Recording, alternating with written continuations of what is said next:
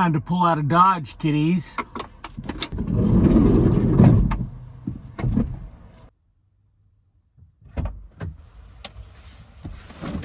Howdy, and good morning. Welcome to Daily Miles. Do me a solid. Hit that like button down below. Really helps out the channel. And while you're down there, please hit the subscribe button. Pretty please. On today's agenda, north, Miss Tessmonger. North, I tell you. About an hour and 15 minutes north. I'm going to a park where there's actual BLM land. I don't know if you can park there overnight, but we will find out. And I might end up spending the day writing there. But in the end, it's about 20 minutes from Ukiah, which is where I was heading to begin with. Anyways, so I want to talk about this thing right here before we get started in today's adventure. So this thing pulled up next to me at 5:30 this morning. Mind you, the entire parking lot is wide open. There's nobody else in the parking lot. And this son of a bitch decides to pull up right next to me. And you know what? Then another one like 10 minutes later pulls up right next to on the other side of me. What is it with you people? I do not understand this. When I am parking someplace, you have an entire parking lot to yourself. I do not want you to come and fucking park right next to me. What is up with that? Please, someone explain this piece of, human whatever to me. It makes absolutely no fucking sense. All right. I'm done with my bitch. Time to start the car. Nice, we actually had some, safety implementations.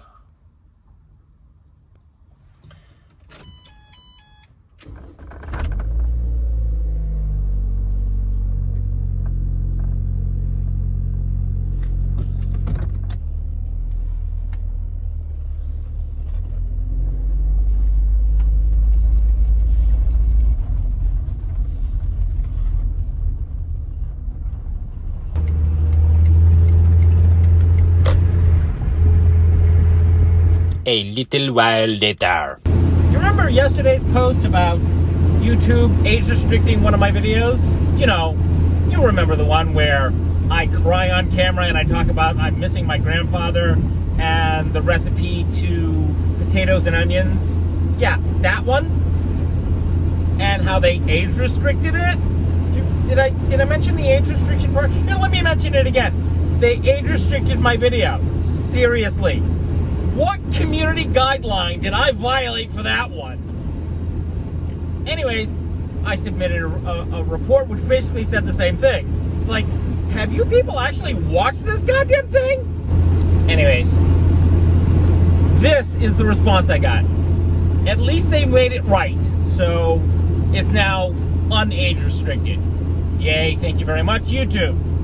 But when you really don't care about whether or not you cross the monetization mark, threatening me with the fact that it won't get monetized is not going to win your case for you. At that point, I really could give a fuck.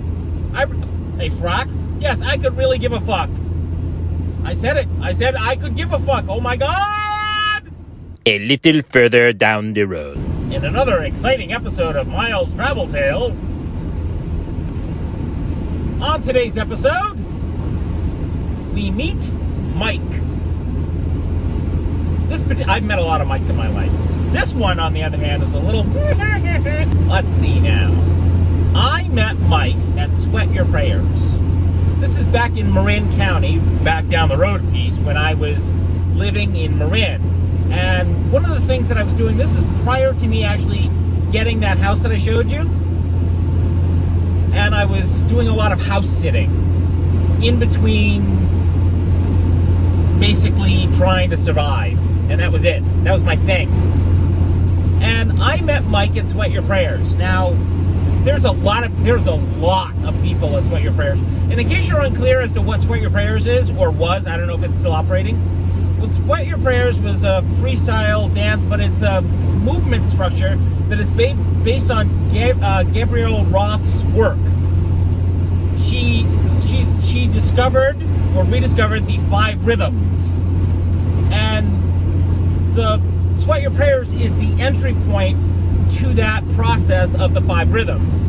Now, most people, I'd say a good 80% of the people in the room are not there, do not care about the 5 rhythms at all in any way, shape, or form. This is just basically another place to get your groove on and dance with, hot, sexy, svelte women. And there were a lot of hot, sexy, svelte women in the room.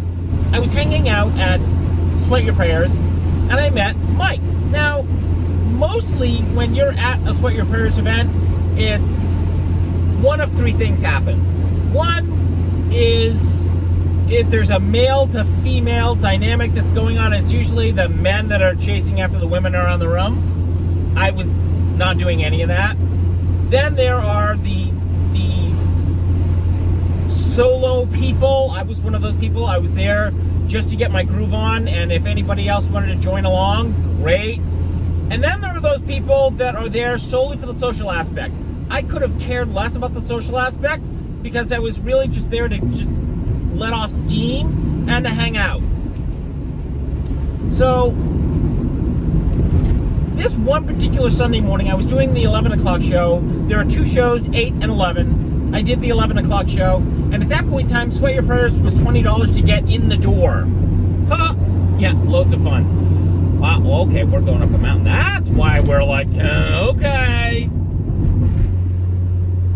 Yeah, oodles of fun. Not happening. I don't like going up hills, as you well know. If you don't know. Well, I'm telling you now, I don't like going up hills. Mostly because I know that the Transit Connect can't handle it.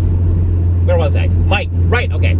So I'm dancing on the floor, doing my thing, what I do all the time, and it's, I'm just grooving into the music, and I'm not looking for anybody to dance with, and this guy comes over and dances in my orbit.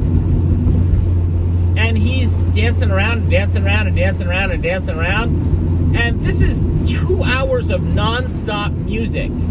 It's not like, you dance and then you stop, you dance and then you stop. It's dance for 2 hours straight, which is why it's called Sweat Your Prayers, because you're going to do a lot of sweating in 2 hours. And that's exactly what I did. I sweat a lot. So this guy's dancing around in my orbit, and I smile, he smiles, and then he disappears. Now, that's not unusual, but then he comes back a little while later and does the same thing. Dances around in my orbit, gets very close to me, and then dances away. All right, okay, whatever works for you, baby. I don't care. I'm not like one of those people where you dance around me and I'm like, no, you can't dance anywhere near me, you evil bastard. How dare you exist in my space? Yeah, not. The dance continues, and he does this like 6, maybe 7 more times. And I'm thinking, okay, he's got a thing for me. I don't know what it is. He might be gay. I'm obviously not gay, and that's perfectly fine. But I'm not into it, baby. So Sweat Your Prayers ends, and it's in a gymnasium, and there are showers afterwards, so you can actually shower, which is where I took a shower once a week. So I get into the showers, and he gets into the showers, and I'm just watching my shit left, right, and center, make sure that, he's not like eyeing me like, okay, that's awkward. And nothing untoward happened. He got out of the shower before I did. I got out of the shower, and then, we both step out into the parking lot, and I start heading towards my van. But before I do, I bump into a couple of people that I saw on the floor, and there's a whole bunch of people going for brunch afterwards. And turns out that Mike knows a whole bunch of these people, and says, I'm going to go over with you folks. So we all drive over to the brunch place, and I'm chit-chatting about this, that, and the other thing with a whole bunch of people. And Mike, we're in Mendocino County. Yay! All right. So Mike comes and sits down next to me, and he says to me, I got to tell you, I know it seemed a little creepy with me dancing around you, but you have amazing hips when you're dancing. I said, thank you. I get that a lot, which is the truth. I got that a lot when I was out social dancing, freestyle dancing, is that people couldn't understand how I could move my hips the way that I did. To be honest with you, I have no idea. I didn't learn this shit in a class. It's just I moved my body this way, and that's how it flowed, baby. My body wanted to do what it wanted to do, so I let it do what it needed to do. And that's exactly what happened. Anyways, so we get to talking, and in the course of this conversation, he lets me know two things. One, he's richer than God. He made his money the old-fashioned way. He invested in stocks.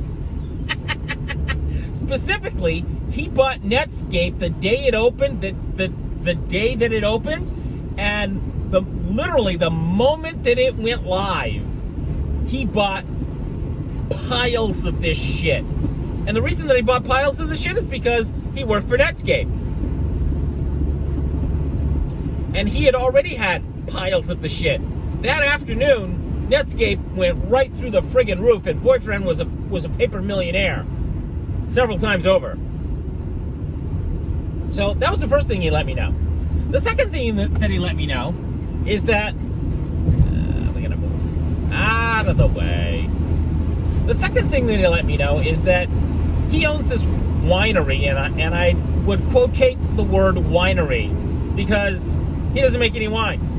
But he owns this winery, which is we actually passed it on the way up here. We actually passed the entry road to it. And if I could find the little piece of footage where it actually happened, I'd show it to you, but I don't think I actually shot any of it. But trust me, on the way up here, he's got an entry road. And it goes way, one more time, way back into the hills before you actually get to his driveway. This is just the entryway to get to his driveway. So he says to me, I'm going to leave for a couple of weeks, and I'm looking for somebody to house sit, and I hear that you house sit. I said, yeah, I do. I said, do you need, indemnification of any kind? He's like, well, it is $1 million home. I said, okay, well, I carry $1 million worth of damage indemnity, so what do you need? He's like, well, I need somebody to basically pick up the mail and watch the house for like a month and a half. I said, okay, sure, whatever. He says, are you interested? I said, of course. I said, is there any money involved? He says, well, I can probably pay you about, $1,000. I said, I'm not going to turn down $1,000. Basically, I get free room, free board, and, a winery. I don't drink, and $1 million home, and you're going to pay me $1,000. Okay. Done. Not a problem, baby. So we make arrangements for us to meet the next day because he's leaving on Tuesday and still hasn't found somebody to house sit for him. Okay. What were you going to do if you didn't find me? The next day, we agree to meet, and I drive up to his place, and I get to the access road, and he's meeting me at the edge of the access road. And I said, why are you meeting me here? Why not meet? Because it's a long way in. And more than likely, you don't have a four-wheel drive. And I said, no, I don't. So at that point in time, I was renting a really cheap car. So yeah, not so much for that. So we get into his car and his four-wheel drive, and we drive up the road. And it's like a half an hour just to get to his access, just to get to his driveway. And we're driving through like serious hardcore rock and whatnot to get there. So we get to the driveway, and we pull up the drive, and it's this long, windy road up the side of it. You might call it, I would call it a mountain, but it's a hill as far as he's concerned. So we drive up the hill, and as we're driving up the hill, I see the house for the first time. And it's this sprawling fucking mansion. I'm like, you weren't kidding when you said, I own $1 million home. He says, yeah, I know. I bought it off this old winery guy. He was, on his way out, and he built it for his wife. She wanted a winery, and they died, she died, and then he sold it to me, and I don't know what the fuck to do with it. I said, well, make wine out of it. He's like, yeah, I don't know how. I'm thinking about it, but it's not on my list of things to do. So he's got this winery that he's sort of keeping an eye on, that he owns, that he's not using at all in any way, shape, or form. This is one of 3 things that he would tell me in the span of this conversation. Or I should say, show me in the span of this conversation. So this was the first. The second is we pull up to the house, and it is this palatial fucking entrance. I'm not gonna lie to you. Not like I've been lying all along. But it is this palatial entrance. Mind you, we are out in the middle of fucking nowhere. And it's palatial. Granite, marble, and I'm like, Jesus fucking, it's like a 16th century mansion entryway. Jesus Christ. This is insane.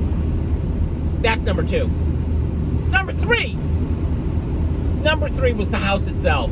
And I'm just going to let you imagine this one, because no descriptive does it any justice. Vaulted ceilings. Cathedral vaulted ceilings. Wood all throughout the house. Wood, granite, stone, and these long glass windows must have been like 18, 20 feet long that overlooked the vineyard. I'm like, and it's at the top of the hill. So you have these gorgeous views, absolutely stellar, beautiful views. Okay, that's not gonna work.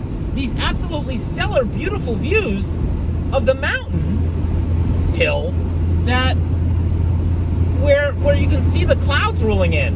And at that point in time, the clouds were rolling in onto the side of the mountain. So it was unreal. Just absolutely unreal. There are TVs in every room, 50-inch custom made. This is before 50-inch televisions. 50-inch televisions in every single room. This is an 8-bedroom house with 7 bathrooms, and each bathroom has a rainforest shower. Each one, and that thing, each one must have been at least 20, 30 inches across. I'm not kidding. Full water pressure, not like rain drip, but full water pressure. Unreal. And of course, he had a pool in the house. In the house. A full Olympic-sized pool in the house. I said, do you swim? He's like, no, not really. Now, naturally, what comes with this is a deck and a jacuzzi and a hot tub. A monster-sized hot tub and jacuzzi. When I say monster, we're talking 20, 30 feet across. All oak.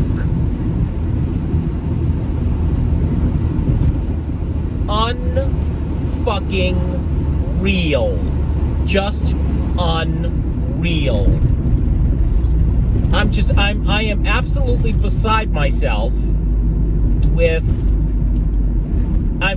the sheer scope and size and breadth of what I am looking at is nothing short of jaw-dropping. I've been in some crazy houses in my day, but every time that I think of a house that I'd love to like just go and video again, or just go and hang out in it again, it's that house. So I've saved the best for last. So he takes me downstairs, and yeah, there's a basement, into the, quote, family room, unquote. The family room is this monster space. It has a dance floor. It has a bar, a wet bar. It has a kitchen. And I'm not talking small. It must have taken up the entire size of the house. That dance floor must have been at least 30 feet across by 60 feet wide, 60 feet long. This is not a small dance floor. Solid spring floor Springboard dance floor. I said, do you hold dances here? He's like, every once in a while I hold a thing, and people come over, we get together, we dance, but not really.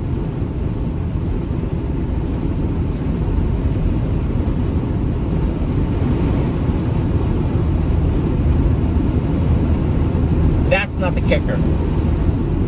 That's not the kicker.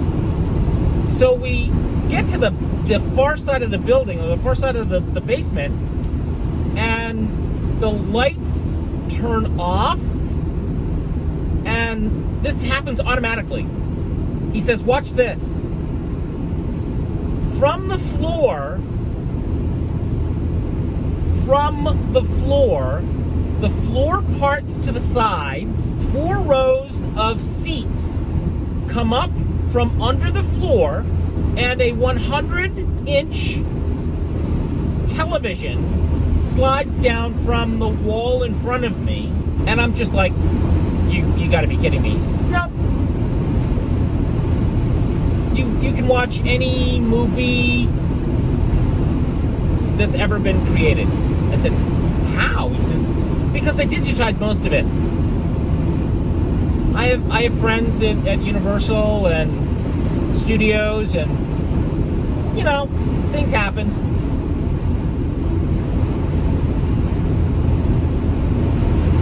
Can you guess where I spent the better portion of my month?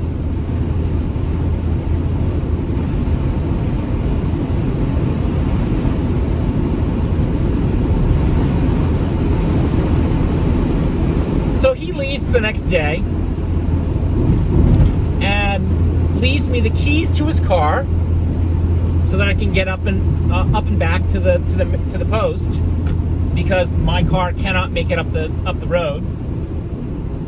And anytime I want to go anywhere, I have to take his car to get to my car to go somewhere. But he says, you can take the car if you want to. It doesn't matter. I own 3 of them. He wasn't kidding. He owned 3 of them. So to wrap up this entire long-winded fucking story, I spent the better portion of the next month and a half in the absolute lap of luxury. The house was amazing. The food was to die for, because he actually had a chef on site that would cook every single day. I forgot to mention that. Yeah, he had a chef on site to cook for him every single day. So the chef just kept cooking and asked me what I wanted. I'm like, okay. So 3 square meals a day, and all I had to do was watch the house. I'm like, so why didn't you just get your chef to do this? He's like, yeah, he didn't wanna. I figured somebody else could use the money and probably want someplace to stay. He was right. I did. So as it turns out, the end of the story is that I ended up watching the house for him for that month and a half, and ended up doing it 3 more times until he sold the house. Boy, was that a party. My God. There must have been at least 600, maybe 700 people at his house for that goodbye party, and we all said a heartfelt, tearful goodbye to that place. My God. All right, kiddies. That is my story for today. At some point, I'm going to pull off the road here and get to my destination for the day. I have no idea where the fuck it is, but it's along here somewhere. We're about 12, maybe 10 miles outside of Ukiah, and then I have to go another couple miles up the road, another 15 miles up the road after that to get to where I want to stay for the day or night or what have you. All right, kiddies, thanks a bunch for watching. I appreciate your time, your patience, and your patronage, and I look forward to seeing you in the next Daily Miles. Bye!